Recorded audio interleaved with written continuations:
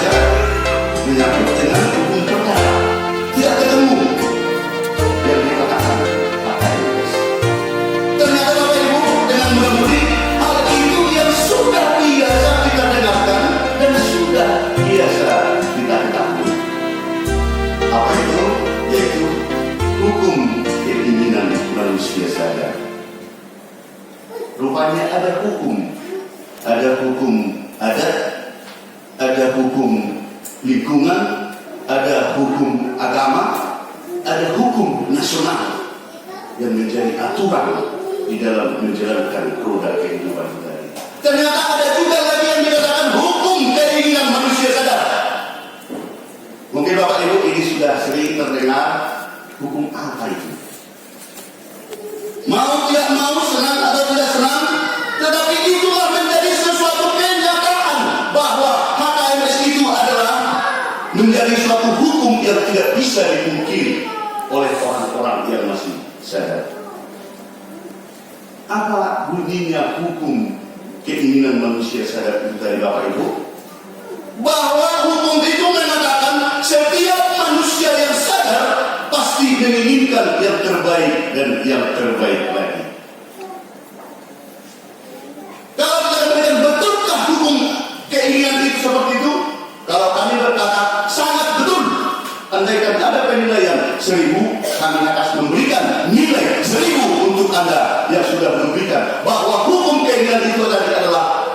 bisa dipungkiri selalu menginginkan yang terbaik dan yang terbaik lagi. Apa itu Bapak Ibu dengan mudah-mudi yang dikasih oleh Tuhan kita? Contoh daripada yang diinginkan oleh manusia yang secara itu tadi, bahwa manusia itu pasti menginginkan kehidupan yang sejahtera. Manusia itu pasti menginginkan hidup yang bersukacita. Manusia itu pasti menginginkan hidup yang penuh dengan kedamaian. Manusia itu pasti menginginkan hidup yang tetap sehat-sehat. Jadi saya betul-betul keasikan saya melihat ibu-ibu di zaman now dengan caranya itu tadi untuk menjaga kesehatan itu tadi dengan menggerakkan seluruh organ-organ tubuh. Puji Tuhan, itu menjadi suatu yang betul-betul itu disuppras. Saya betul-betul bangga, cuma agak malu saya mengikuti di rumah seperti itu dengan cara itu tadi bagaimana supaya kesehatan itu terjaga. Kenapa itu dilaksanakan Bapak Ibu? Tujuannya karena keinginan manusia itu tadi, saya ingin sehat. Kepala di bawah, kaki di atas, dilaksanakan orang untuk bekerja pagi dan siang dan malam. Tujuannya untuk apa? Untuk mendapatkan yang terbaik supaya keluarga itu dapat berkecukupan, supaya keluarga itu dapat menghidupi keluarganya. Maka dikatakan Bapak Ibu bahwa HKMS itu adalah betul-betul hukum keinginan manusia yang sadar itu tadi masih tetap selalu menginginkan yang terbaik dan yang terbaik. Ingin punya uang banyak, ingin hidupnya damai, ingin bersukacita, ingin keluarganya sukses, dan ingin mempunyai hal-hal dihargai oleh orang-orang lain. Ini hal-hal yang terbaik yang dikatakan hukum keinginan manusia itu tadi Bapak Ibu yang dikasihi oleh Tuhan. Seturut dengan berjalannya waktu itu tadi, proses demi proses, keinginan untuk mendapatkan yang terbaik itu tadi tidak banyak kesampaian atau tidak dimiliki oleh si pemilik impian itu tadi, si pemilik keinginan itu tadi. Sementara itu sudah menjadi hukum keinginan. Kenapa tidak didapatkan Bapak Ibu? Termasuk dengan kondisi-kondisi banyaknya itu pergumulan, banyaknya itu rintangan, banyaknya itu situasi cobaan, sehingga membuat manusia itu tadi tidak bisa sampai untuk mendapatkan yang terbaik itu tadi. Terlebih dengan posisi seperti sekarang dengan adanya COVID-19. Tidak kesampaian HKMS itu tadi dimiliki oleh manusia itu tadi. Tidak bisa dipungkiri Bapak Ibu, dan tidak bisa dikhianati hasil dengan kenyataan yang sudah kita lihat bahwa untuk meraih yang terbaik itu cuma sedikit yang dapat merealisasikan. Seperti itulah Bapak Ibu yang dikasihi oleh Tuhan yang terjadi di saat firman Tuhan yang kita bacakan ini tadi. Seperti itulah yang dialami oleh bangsa pilihan Tuhan, yaitu bangsa Israel yang berada di tempat pembuangan Babel. Di tempat pembuangan Babel menjadi bangsa yang dijajah, menjadi bangsa yang tidak percaya diri, menjadi bangsa yang tidak lagi bisa merasakan kemerdekaan, sudah menjadi dijajah oleh bangsa yang memenangkan pertandingan perang. Maka terjadi Bapak Ibu, dikatakan dengan situasi yang sepertinya yang kita bacakan itu tadi, dikatakan seperti di ayat 27, mengapa engkau berkata demikian, hai Yakub, dan berkata begini, hai Israel, hidupku tersembunyi dari Tuhan dan hakku tidak diperhatikan Allahku. Kata-kata siapa itu Bapak Ibu yang dikasih oleh Tuhan? Itu adalah suatu yang disampaikan oleh Yesaya terhadap bangsa atau bangsa Israel. Karena mereka sudah mengatakan bahwa haknya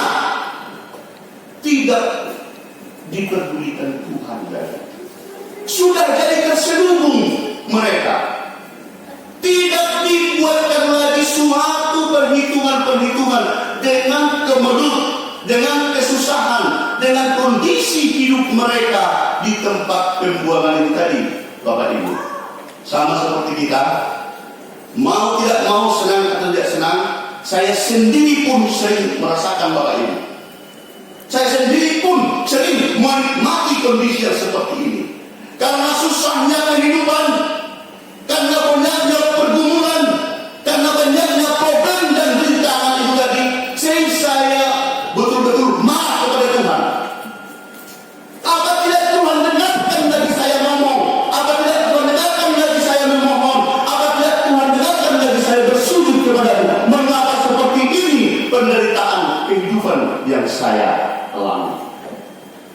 Kira-kira seperti itulah, Bapak Ibu, yang dialami oleh bangsa Israel, seperti itulah yang dirasakan oleh bangsa Israel, sehingga Tuhan memerintahkan Yesaya untuk memberikan penyemangat, memberikan refresh, memberikan situasi kebenaran akan firman Tuhan terhadap bangsa Israel yang sudah tidak punya pengharapan itu tadi. Itulah yang dikasanakan oleh Yesaya. Tidakkah kau tahu dan tidakkah kau dengar? Tuhan ialah Allah yang kekal, yang menciptakan bumi dari ujung ke ujung. Ia tidak menjadi lelah dan tidak menjadi lesu, tidak terduga pengertiannya. Bapak Ibu yang dikasihi oleh Tuhan dan mudah-mudi, hal itu nyata seperti yang sudah pernah saya laksanakan tadi. Saya curiga bahwa Tuhan tidak mau mendengarkan doa saya lagi, sehingga saya dengan akal pikiran dan hati saya seperti untuk Tuhan. Tuhan sudah tidak mendengarkan doa saya lagi. Mengapa situasi ini begitu sulit untuk menjalani kehidupan ini? Belum selesai rintangan yang satu ini, sudah datang lagi cobaan dari sini. Ini belum tuntas saya kerjakan, sudah datang dari sini memperberat situasi dan hati saya, sehingga tidak menseimbangkan hak saya dan kewajiban saya kepada Tuhan. Sebenarnya Bapak Ibu, bahwa Tuhan mengizinkan terhadap Israel, sebenarnya mereka mengakui bahwa yang melepaskan Israel dari tempat perbudakan itu tadi adalah Allah. Nenek moyang mereka dilepaskan oleh Allah, mereka sebenarnya terima, tetapi seturut dengan datangnya kembali, seturut dengan berjalannya waktu, sehingga terjadi peperangan. Kalah Israel melawan Babel, maka ditawan Israel menjadi budak di Babylon. Kondisi yang seperti yang memprihatinkan itu menjadi suatu kekecewaan, keraguan-raguan dengan bangsa itu, bahkan sampai berpikir bahwa Allah tidak sanggup lagi untuk membantu kami. Justru pikiran mereka terarah, tidak ada yang lebih kuat di dalam kehidupan ini selain daripada kekuatan kerajaan. Tidak ada yang lebih kuat di dalam kehidupan ini selain daripada dewa. Mereka sudah hampir berpaling dengan kuasa dari Allah. Mereka sudah mulai berpaling dengan kondisi kehebatan anugerah Allah. Mereka berprinsip tidak sanggup dari Allah untuk membantu mereka, karena sudah lebih kuat dewa dan raja di saat itu.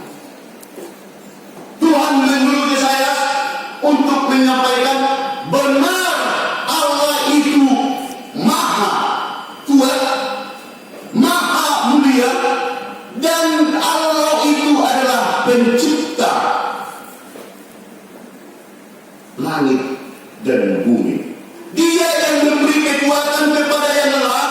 dan menambah semangat kepada yang tidak berdaya. Bukan berspekulasi atau bukan mengucapkan ketidakbenaran.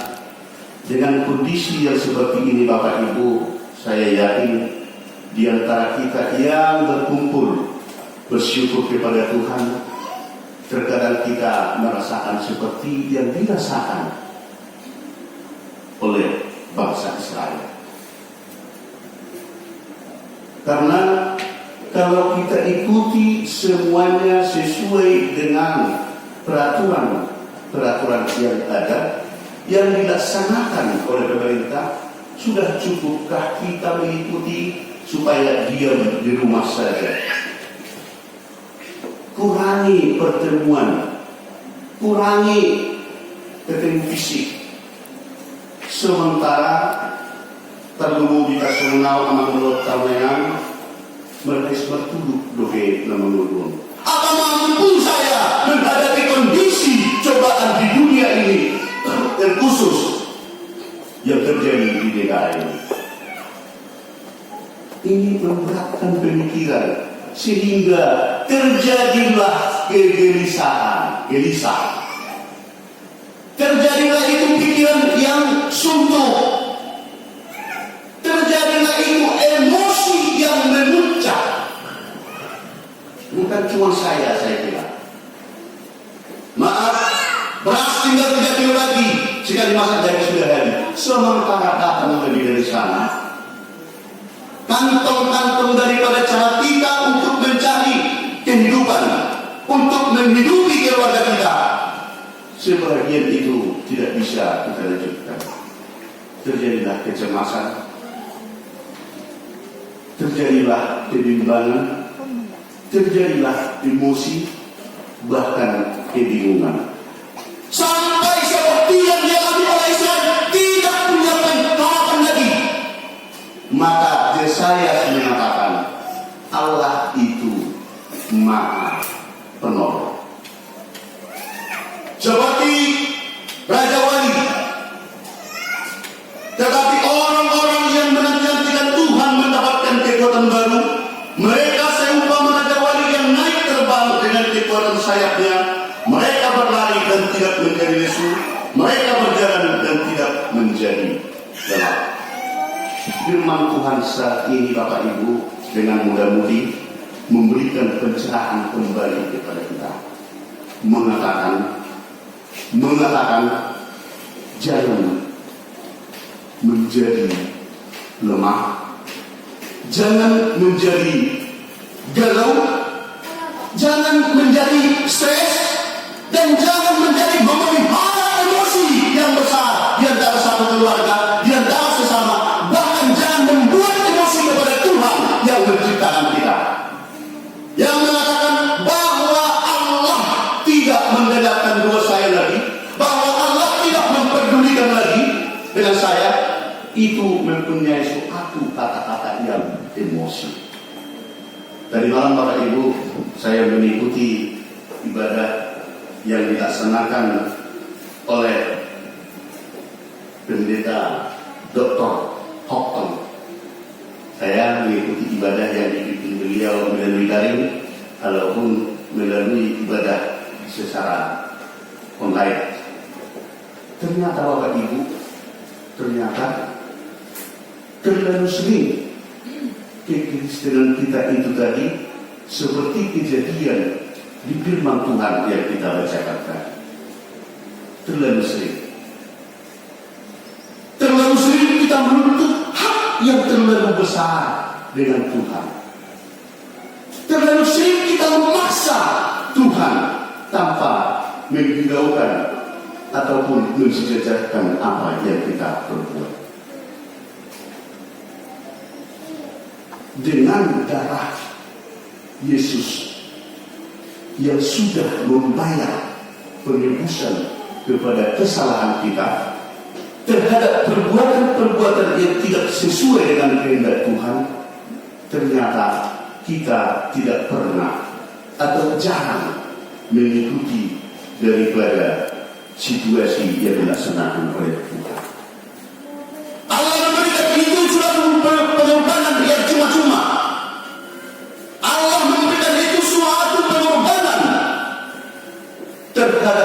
seluruh orang yang mempercayai Dia. Tetapi Tuhan berencana supaya mewujud nyatakan pesan Tuhan, karena Tuhan telah menurunkan dirinya untuk penebusan kepada kita. Walau tidak menyatakan, tapi Tuhan menginginkan bahwa Tuhan telah menjadikan kehidupan kita ternyata. Dikatakanlah itu bentuk utang. Jadi mungkin kalau ditanya, ada enggak utangmu? Sebagian mungkin mengatakan, saya tidak ada. Utang saya ke BRI sudah lunas, utang saya ke Dianet sudah lunas, utang saya ke Koperasi sudah lunas, utang kaplingan saya sudah lunas, mungkin seperti itu. Di dalam firman Tuhan, di dalam iman mengatakan ada rupanya utang kita yang tidak pernah atau jarang kita ingat. Di dalam ajaran firman Tuhan mengatakan ada 3 utang yang harus kita bayar. Yang pertama sekali yaitu kita bayar hutang kemuliaan Tuhan. Karena Tuhan yang mengasihi kita, Tuhan yang sudah menebus kita, Tuhan yang telah menyelamatkan kita, dan Tuhan telah betul-betul membantu kita. Kita bayar hutang kita untuk kemuliaan nama Tuhan. Jikalau kita sudah melaksanakan kehendak Tuhan, berarti kita sudah membayar hutang kita untuk kemuliaan nama Tuhan.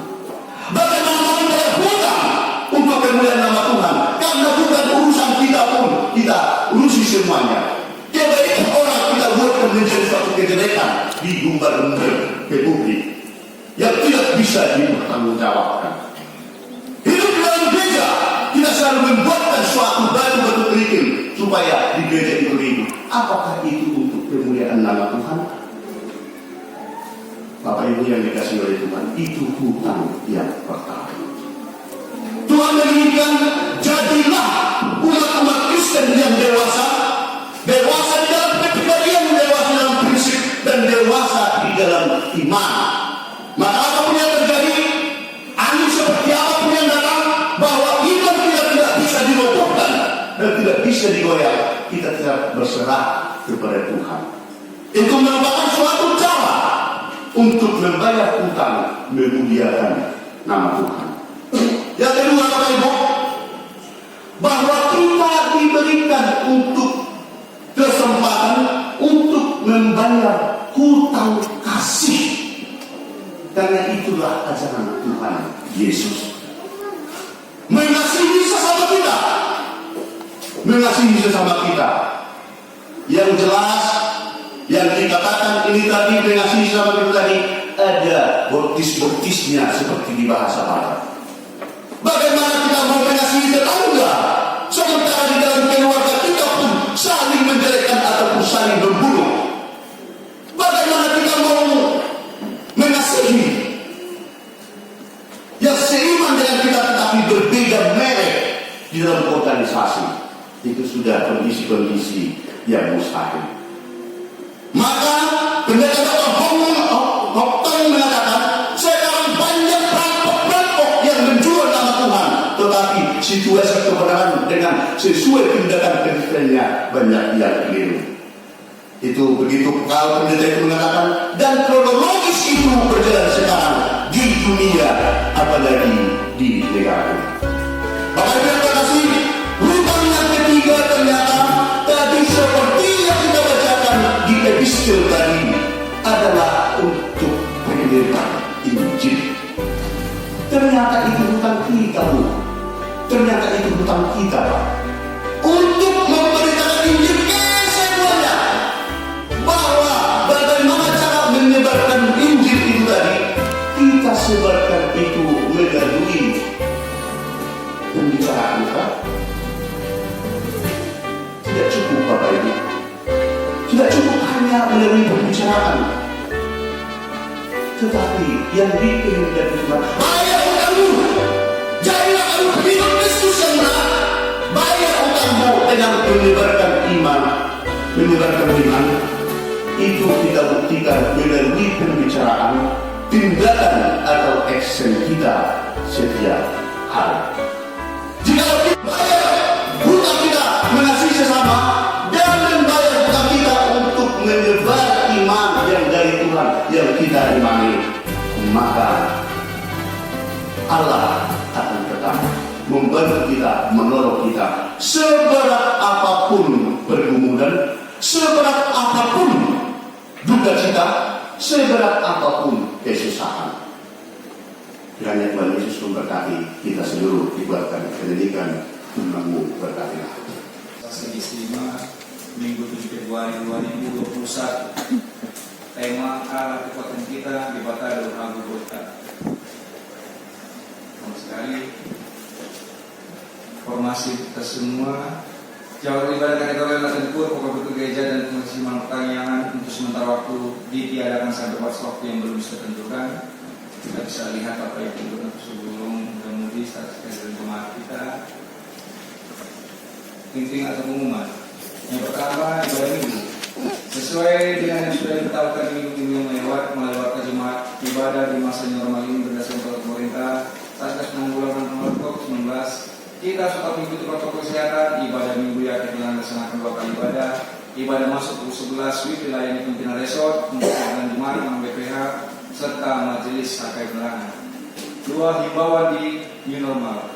Sebagaimana kita dengarkan dan kita lihat penularan COVID di negara kita di masa normal memasuki puluhan ribu per orang setiap hari, maka diimbau kepada seluruh jemaat agar kita semakin taat mengikuti protokol kesehatan setiap harinya, semakin menjaga stamina dan semakin mendekatkan diri kepada Tuhan.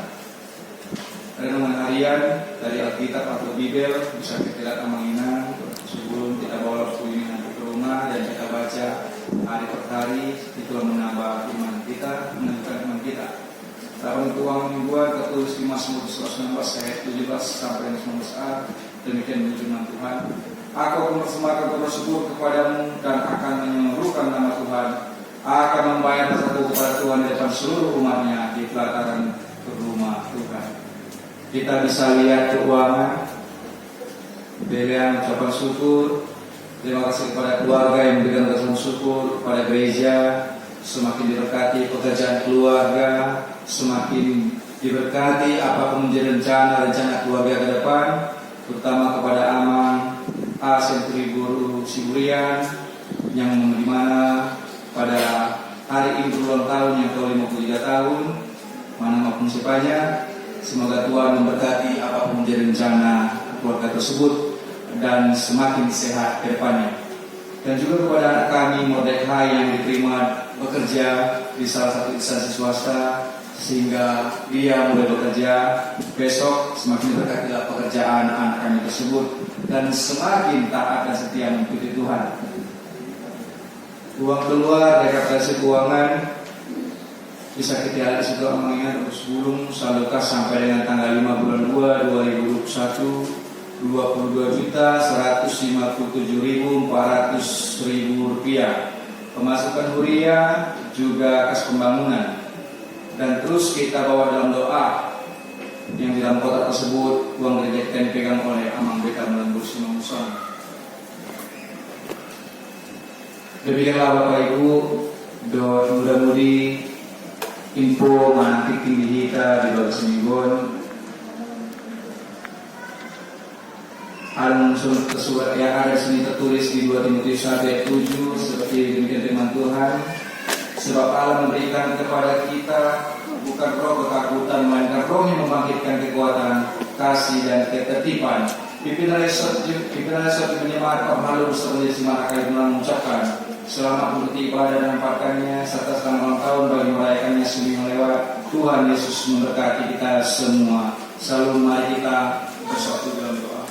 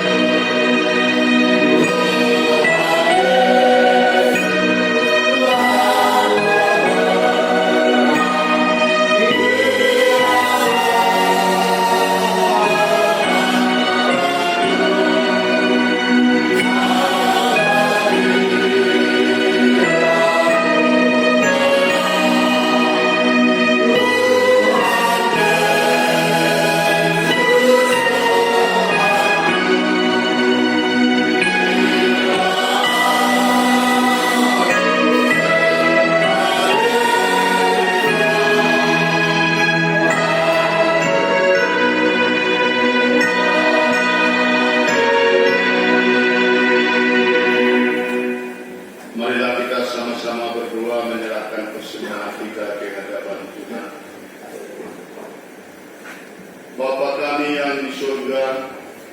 Engkaulah sumber segala berkat dalam hidup kami. Terima kasih atas segala berkat dan karunia yang Tuhan berikan kepada kami. Kami mempersembahkan hidup kami dan berkat yang kami terima kepadamu. Terimalah ini menjadi persembahan yang harum di hadapan-Mu. Berkatilah persembahan ini dan ajarlah kami mempergunakannya, menyatakan kerajaan-Mu di tengah-tengah gereja-Mu dan di dunia ini. Bukalah hati dan pikiran kami agar senantiasa bersukacita untuk memberikan persembahan kudus demi kemuliaan nama-Mu. Amin. Marilah kita sama-sama berdoa. Bapa kami yang di surga, dikuduskanlah namamu, datanglah kerajaan-Mu, jadilah kehendakmu di bumi seperti di surga.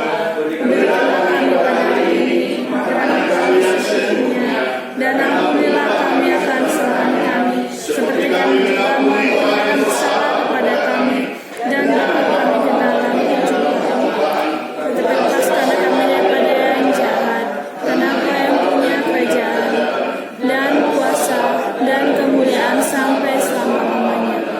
Amin. Agar kita pulang ke rumah kita membawa berkat dan bersukacita. Mari kita terima berkat dari Tuhan. Tuhan memberkati kita dan melindungi kita.